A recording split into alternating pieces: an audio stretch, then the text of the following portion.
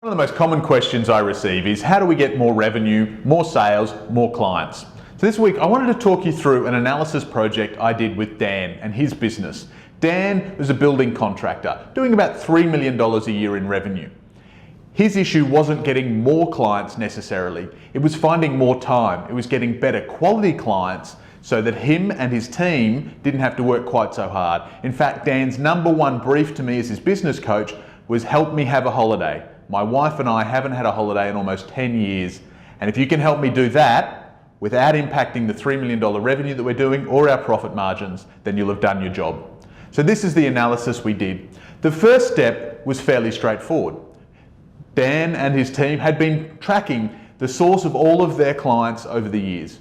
And so we were able to break down where the existing clients were coming from. And we broke it into 5 categories: repeat clients, referral clients, clients that came from their website, clients that came direct to their showroom, and clients that came from advertising. Now, being a building manufacturer, they didn't get a lot of repeat clients because the products they did tended to last 8 to 10 years. So they knew they needed a steady supply of incoming clients. They were a little bit surprised that advertising was bringing in half of all of their business, but they weren't completely shocked at that. They knew that that's where they were investing their money, and that was showing. The next analysis I did with them, however, revealed some issues with their strategy. We had a look at the conversion rates. If you had 10 clients coming from each of those sources, how many of those would convert and actually become your customers? And what we found was this, a very, very different looking graph. Repeat clients converted at about 40%. No surprise there. They'd used the business before, they knew Dan and his team, they trusted him. Referral clients converted at about 20%. Again, they came with a strong recommendation and they were happy to convert. And those figures dropped off until you get to the advertising, which they found was converting at just 10%. So if they had 10 clients come in the door, there was a difference between 4 of those clients buying the product, 1 of those clients buying the product. So we could see that in order to get them more clients, better clients, free up some capacity in their sales team and for Dan, we needed to find a way to convert more efficiently.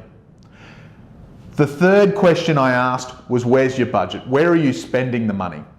And not surprisingly, because of where most of their clients were coming from, a giant chunk of their budget was spent on advertising. None of their budget was spent on repeat or referral clients. They had no loyalty programs in place.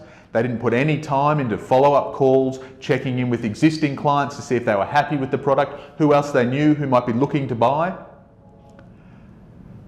This conversation here was where we focused the conversation around sourcing more clients. How could we take some of that $5,000 that was converting at just 10% and put it into activities that were going to bring more prospects through the door that were converting at 20, 30, 40% or more? So even before we got into the sales training for how we could ramp up those conversion rates, we got into the conversation of redeploying their budget to refocus exactly where their clients were coming from in order to reshift this balance so that they didn't have any fewer clients, but they had better clients, more profitable clients, and clients that they converted much more easily. 6 months later, Dan and his wife spent a month with some friends on a sailboat around Thailand. That's a pretty good outcome.